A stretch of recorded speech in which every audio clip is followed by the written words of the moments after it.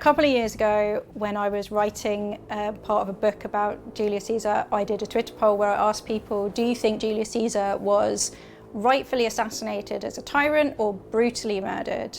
And 25% said they thought he was rightfully assassinated and kind of empathised with the conspirators, and 54% said that they thought he had been brutally and unfairly murdered, which I think is really interesting in terms of his legacy.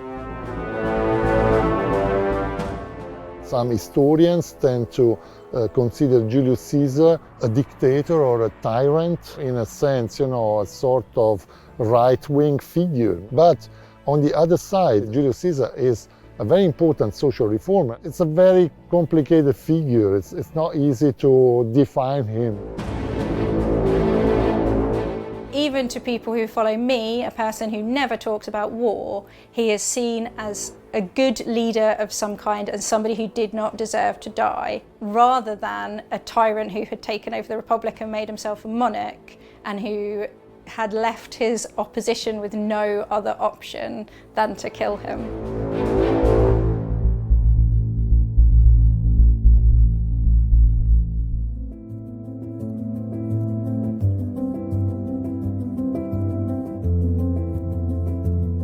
Julius Caesar was a typical representative of the most noble families of Rome. Caesar and his family actually boasted an origin from the goddess Venus herself. That's why Julius Caesar was called Divus, like the divine Julius Caesar.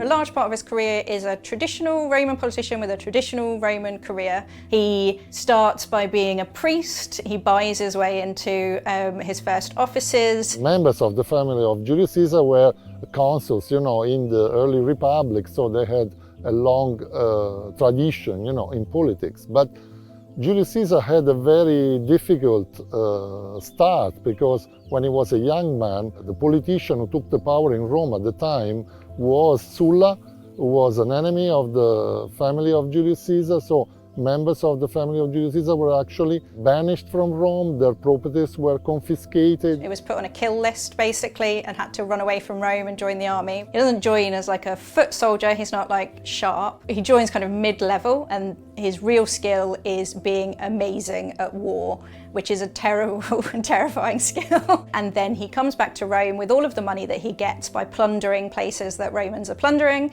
and starts his political career again.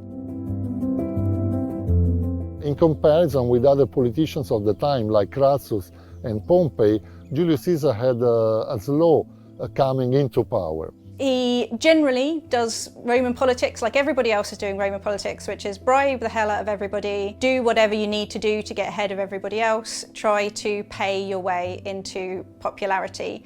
He is in the populares faction, so there's two factions at this point, the optimates, who believe in the innate superiority of the aristocratic classes, and then there's the populares. Julius Caesar actually belonged to this party who tried to support the lower classes or the middle class of Rome, which was impoverished at that time. They will take their power by kind of geeing up the masses. They will give them bread and circuses, and then they will incite them to riot whenever they feel like they need to. He is one of the more corrupt and just really astoundingly corrupt politicians. He brags quite happily about the fact that he will bribe anybody.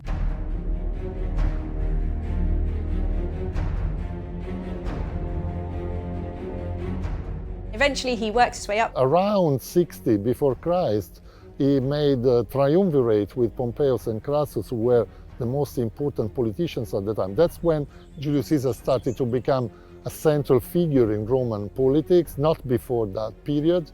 And then, just after that, he received the governorship of Gaul. He gets to go off to Gaul, which is a really big commission. That's when Julius Caesar started his ascension, into power, because he was able to conquer in a very short time an extremely large territory in the north of Italy, which is more or less what is today France and Switzerland, part of Belgium and part of Germany. He goes off, just absolutely plunders it, practically genocides the people. He just wipes out almost the entire culture. He claims that he killed 1 million people and enslaved 1 million more, which is one a hell of a thing to brag about. He was able to cross the channel. He went into Britain for the first time. He was the first Roman to do that. And then he turned around and looked at Rome. Pompey was his only competition at that time. He was asked to relinquish the command of his armies and to return to the status of, let's say, private citizen. But Julius Caesar didn't accept this, so he tried to find a compromise with the Roman authorities, saying that if he was to relinquish his command over his armies, also Pompey had to relinquish his command. But the Roman authorities and the Senate didn't accept this.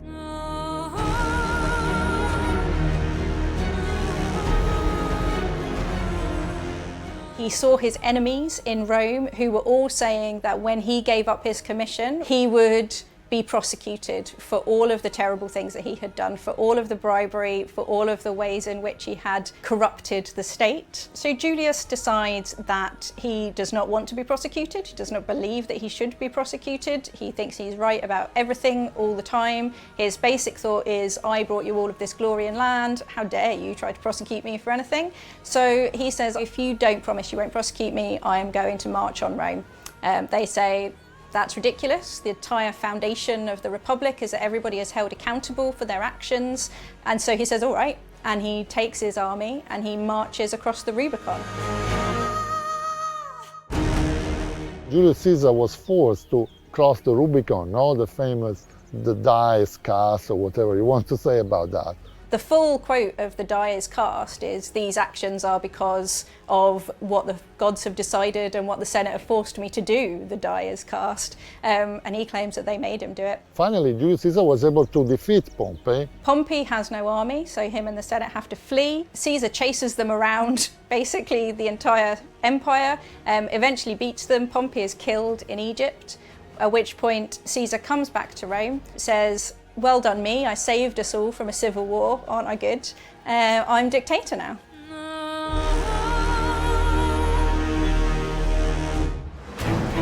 Caesar is an autocratic leader from the very beginning. His first consulship, that's supposed to be a shared position where there's two consuls and they have to agree on everything. And people joked about the fact that Caesar just did what he wanted. He's a massive micromanager. Every part of the state, he is into it and he is fiddling about. When he comes back as a dictator and he decides he's going to redo the calendar in his own image and name a month after himself, like, that is unbelievably autocratic. And he never learns at any point that what all the Romans really want from him is to pretend that he's taking their opinion into account. In both the Roman sense of the word, in that he had the job, and in our modern sense of the word, he is a complete dictator.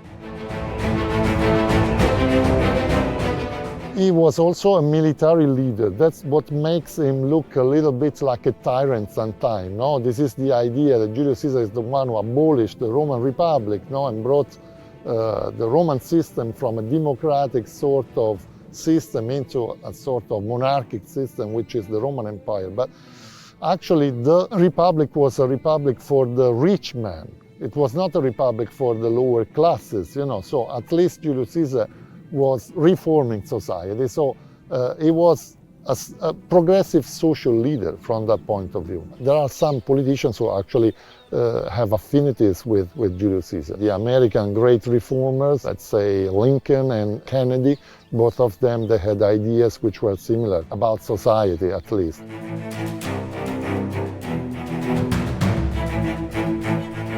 He just thinks he's right about everything. He just is like, well, I'm right and I've got the best idea and I don't really care what anybody else thinks, so I'm just going to do it and then I'll tell you about it afterwards, which is the worst possible thing he could have been. And that, more than anything, is his problem and what gets him killed, which is that he won't allow anybody else the dignity and honour of the possibility that they might also have a say in how the state is run.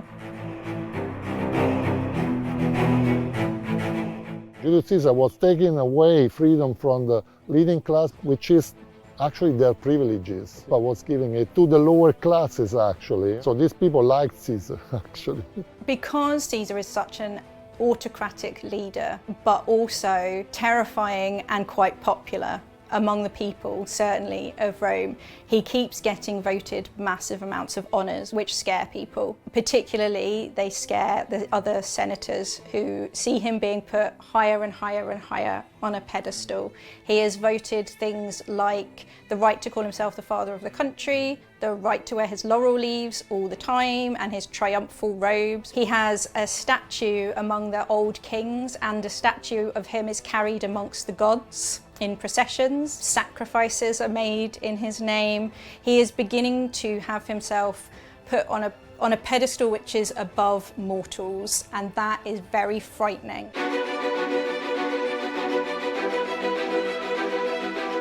And that's when Julius Caesar was actually appointed as a permanent dictator. In February 44, he makes himself dictator for life, and he takes away the possibility that they are ever going to get rid of him. A dictator was somebody who was in power only in an emergency and only for the time of an emergency. Every previous dictator had it for a year, had it for 2 years, and then stepped down. They believed that Julius Caesar was introducing into Rome a new monarchy. You know that the first phase of Roman history was monarchic, with the kings, but then these kings were driven out, and the Romans couldn't accept the idea that a king was coming back. And then there's a very famous incident at the Lupercalia, which involves all of the most prominent men running nude through the city, hitting women with sticks. But it ends with them all arriving in the Forum, and Mark Antony, who is his right-hand man, pulls out of somewhere. And I always like to think this because he's nude, he's completely naked, so where has he got it? He pulls out a crown and offers it to Caesar. Someone puts it on his head, and he waits to see how the crowd reacts. And eventually they're kind of against it, so he says, oh no, I won't be a king. But they see him with a crown on, and they have seen him acting as a monarch. And it seems like there is going to be no possible way that anything is going to go back to normal. And so people who opposed him in the past and people who were friends of his decide that something has to be done. And the only thing that can be done is to assassinate him. There is no other course of action.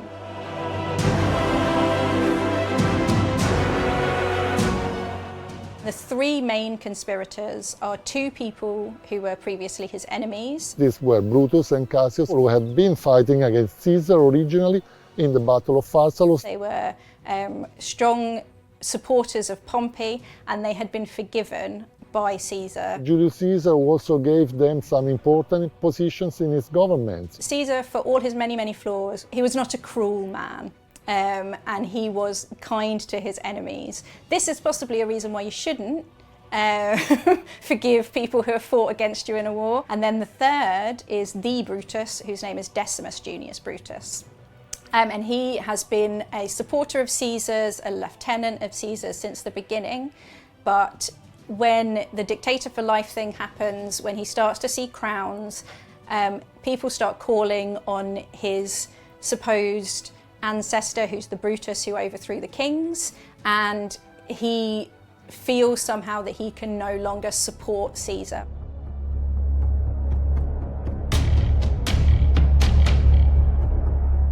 Assassination has become a legitimate political tool in Rome by this point for about 100 years. He's about to go to Parthia, and people start talking very seriously about how they're going to get rid of him, and there's a suggestion that they could push him off a bridge, which is quite good. There's a suggestion they could get a mob to attack him after he's been pushed off a bridge, just in case that doesn't work. Someone suggests that they could get him at the games because he will be out of his litter and walking around, so they could get gladiators to kill him. Eventually they decide that they are going to do it in the Senate while there is a Senate meeting, because one, they kind of hope that other senators might join in. Two, they want to make it clear that this is a political act, not a personal act, that this is an act to save the Republic. And three, it is a time when he will not be suspicious when people approach him, and they will be wearing their massive togas, and if they're wearing it, nobody will be able to spot that they've got swords underneath them. It's both ideological and practical decision to kill him in the Senate.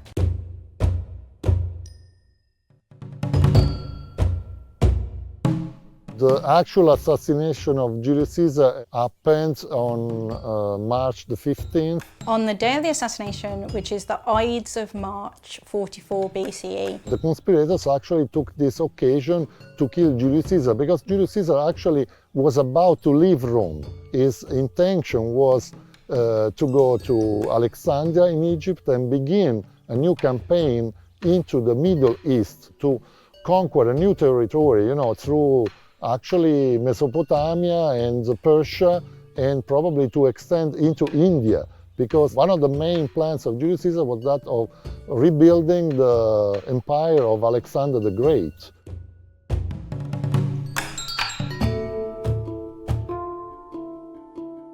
Caesar has called a Senate meeting, and they've all decided that this is going to be the best time to do it, because if Caesar's called it, then he'll definitely be there. There are quite a lot of omens leading up.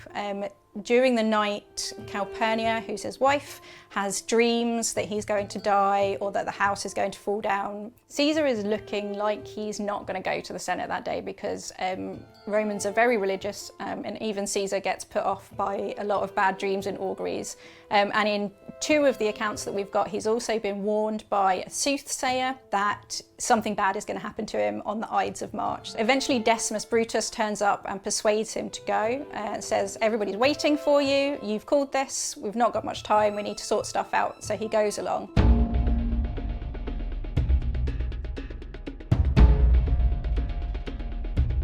We are now very close to the location of Julius Caesar assassination in Largo Argentina. What we are seeing now are the so-called Republican temples of Largo Argentina, which were actually brought to light during the fascist regime era around 1926-27. So all these buildings which are visible now don't belong to the complex of buildings where Julius Caesar was assassinated. These buildings were actually in front of the theater of Pompeii, which was an extremely complex series of buildings, including a semi-open space with roof and columns but without walls, which was the place where the Senate was meeting. We need to move to the area behind to see the location of the assassination of Julius Caesar.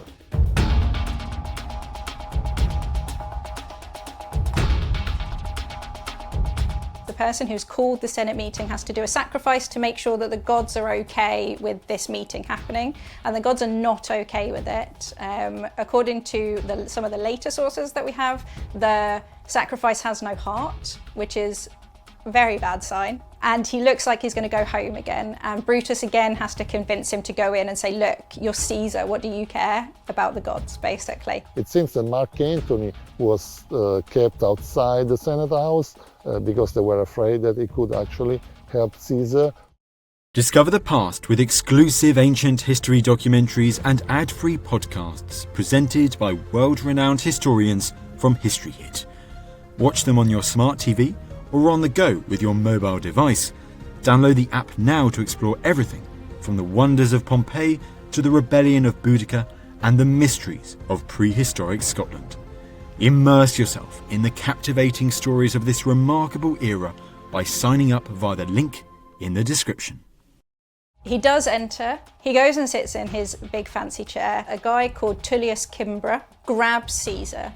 He starts by asking for mercy for his brother, who Caesar has unilaterally exiled for whatever reason. Caesar brushes him off, so he grabs Caesar's toga. No one has touched Caesar without his permission for many, many years, and he is unhappy about that. Some of the sources say that he is grabbing the toga to hold him down in his seat, and some say that he is doing it to expose his neck, because what happens next, a guy called Servilius Casca stabs him. He either stabs him from behind and it comes in here into his shoulder, or he stabs him and it comes in kind of here. This is where the accounts split off slightly. Everybody agrees that Casca is the first person to stab and it's somewhere in the neck area, but Caesar's reaction changes quite a lot depending on really whether sources liked him or not.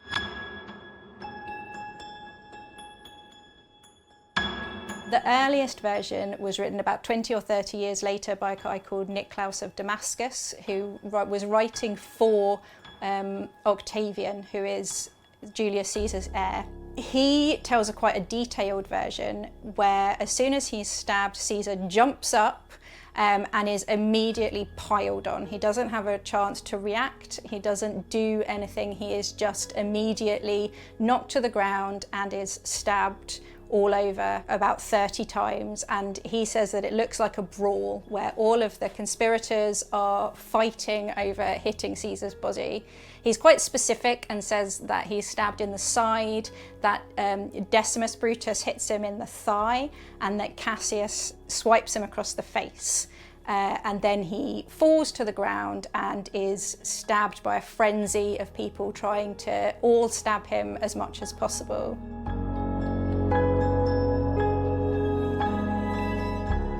The second version is Suetonius, who is writing a biography of Julius Caesar about 150 years later, about 100 CE, and he says that as soon as Caesar is stabbed, he stabs Casca's hand with his stylus. So while Casca still has his dagger stuck in him, he stabs his hand.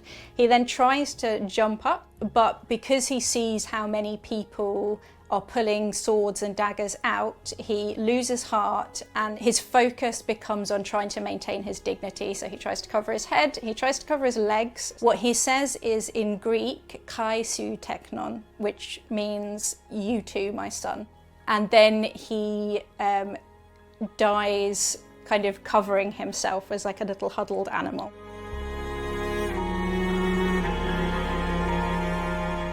The third version is Plutarch, who's writing about the same time as Suetonius. It's about 150 years later. He's writing a biography of Julius Caesar and trying to make it a parallel to Alexander the Great. In his version, Caesar basically says, what the fuck? Basically, what the hell are you doing? And he's furious, and he holds onto the dagger that is stuck into him, which causes Casca to have to call for help. In this version, Caesar is surrounded but fights back really hard until Brutus stabs him in the groin, at which point he goes down, and then when he sees Decimus Brutus, that's when he loses heart and he pulls his toga over his head and gives up.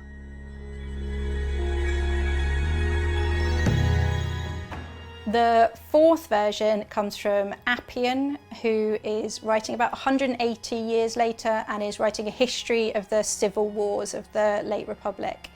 And in this version, which is my favourite version, Caesar grabs Casca as he stabs him and throws him across the room.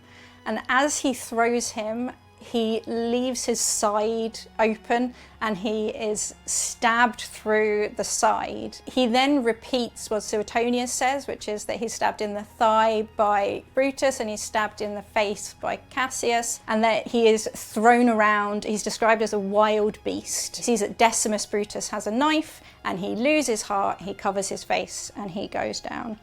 The interesting thing, I think, about all of those different versions is only in one that he speaks, and he says in Greek, you too, my child, not in Latin. But in all of the rest of them, he's silent. According to a very recent article, scholars made the hypothesis that the actual spot where Julius Caesar was wounded, mortally wounded by the conspirators, is actually this bus stop here. We have to imagine that the Curia of Pompeii, this space in which they had the meetings of the Senate, was actually located across the street here. Not much of the ancient spot is visible today, but this is the actual location of the assassination.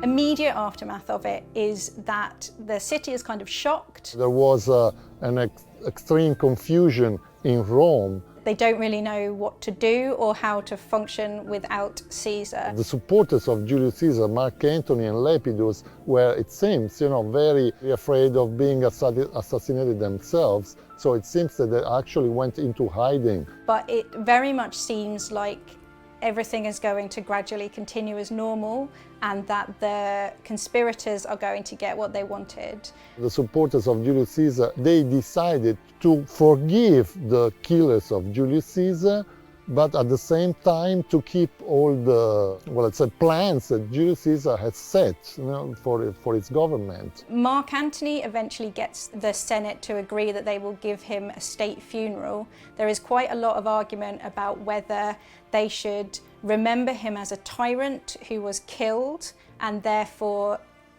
try to cut his memory out of Roman history, or whether they should remember him as the Pontifex Maximus, the head priest, and the dictator of Rome who was killed, and therefore give him a state funeral and act like it was a tragedy. Eventually they come to a sort of truce where they will give him this state funeral, but they won't make too much of a fuss after that. But later on, at the funeral of Julius Caesar, according to the historians, Mark Antony gave a speech which actually raised, the rage of the crowd. Mark Antony does rile everybody up by showing everybody his toga at the funeral, covered in blood, which kind of annoys people. So Brutus and Cassius, they were actually driven out of Rome.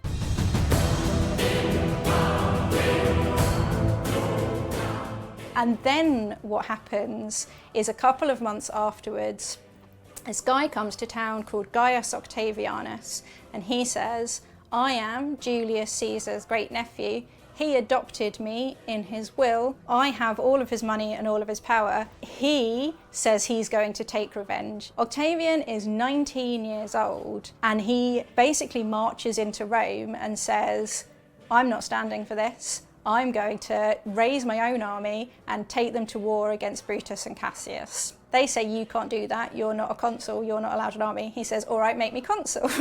And literally sends in men with swords into the Senate house, and they say, we will literally kill you if you don't make him consul. And then Octavian rampages across the empire. He chases Cassius and Brutus and the other conspirators, and he is the person who is willing to completely destroy everything that Rome technically stands for in order to, one, take vengeance, and two, increase his own power and authority.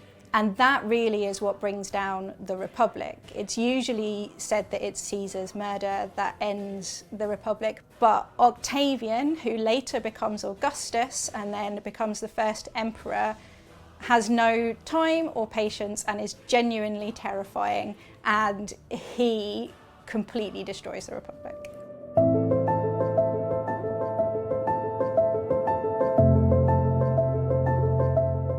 This emphasis on the assassination of Julius Caesar actually derives from, first of all, from the sources, all written at a later stage. Also in the literature, Julius Caesar by Shakespeare, all the action now is centered on the assassination of Julius Caesar.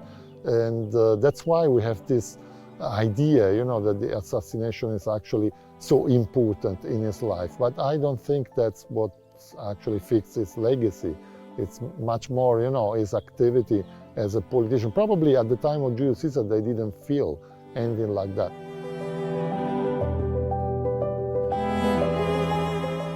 Caesar's legacy is secured by the fact that he adopts Octavian, and it's Octavian's ability to come in after the assassination and take vengeance, which really shapes how we see Julius Caesar today, because Octavian is obviously very successful. He destroys everybody who tries to stand up to him. He destroys Cassius and Brutus, and then he destroys Antony as well. And because of that, he's the winner, and he gets to say who is the baddie and who is the goodie. He makes Caesar a god, a literal god. There's a whole thing about a comet going up and somebody saying that that's Caesar's soul. So he is made literally divine. Then Octavian shapes his entire identity around the fact that he is the son of the divine murdered Julius Caesar, and he is able to create this whole story whereby Caesar is the sadly murdered victim. In the end, the leadership of Julius Caesar, or the ideas of Julius Caesar, survived through Octavian. His ideas as as a new political leader actually prevailed in Rome.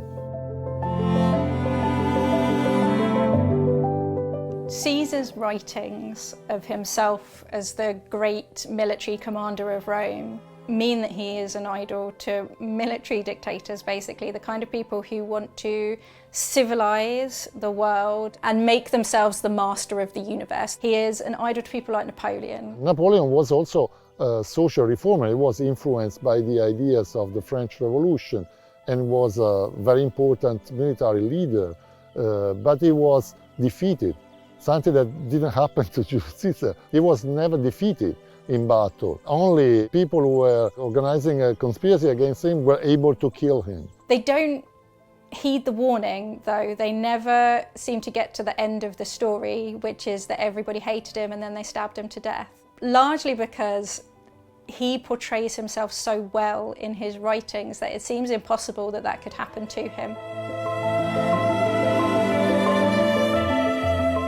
So he wrote 2 books, and they were considered to be, by everybody, even people who hated Caesar as a person, perfect examples of Latin literature. And even down to today, you will find A-level or GCSE Latin students in nice schools around the country reading Caesar's Gallic War and coming to know Caesar only as the way that he portrayed himself. He presents himself in the third person as an untouchable genius, and because of that, he is able to shape his own legacy into the modern day as not as a genocidal leader who completely rampages over entire civilizations in order to advance his own personal goals in Rome, but as a glorious and brilliant military leader who brings civilization to the savages. And that is still the legacy that he has today, largely because he's really good at writing Latin.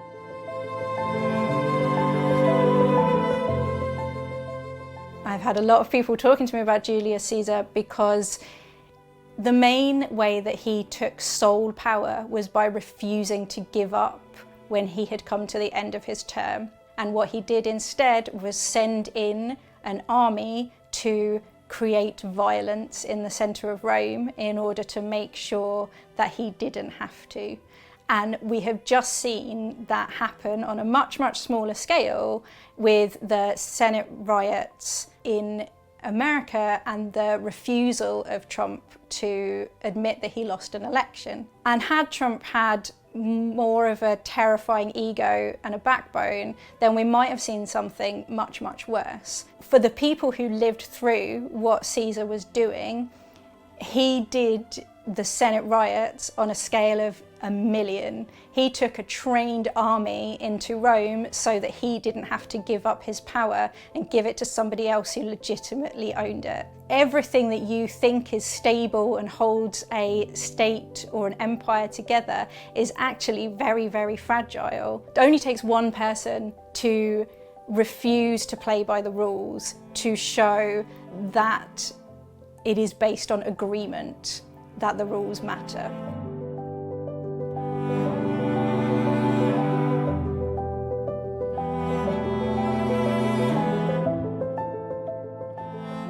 Julius Caesar may appear as a dictator, as a military commander, so in a sense, a sort of right-wing figure, because he imposed his ideas with his military power. But on the other side, Julius Caesar was a social reformer who introduced a lot of new ideas in Roman society. So from this point of view, Julius Caesar actually appeared to be like a progressive leader today. He's somewhere in the middle. If I have to say my personal opinion, I think in the end Julius Caesar is mostly a progressive leader. His attitude with his soldiers was extremely democratic, something that other leaders didn't do before him, and the soldiers loved him. Julius Caesar actually relied on the people from the lower classes. He, in my opinion, is a dangerous figure to idolize because the main thing about Julius Caesar is he does what he wants when he wants to, and he doesn't care what anybody else thinks about him. He cannot be constrained by the normal rules of political or religious or moral behavior? It's a very complex, complicated figure. It's not easy to define him, in a way or another.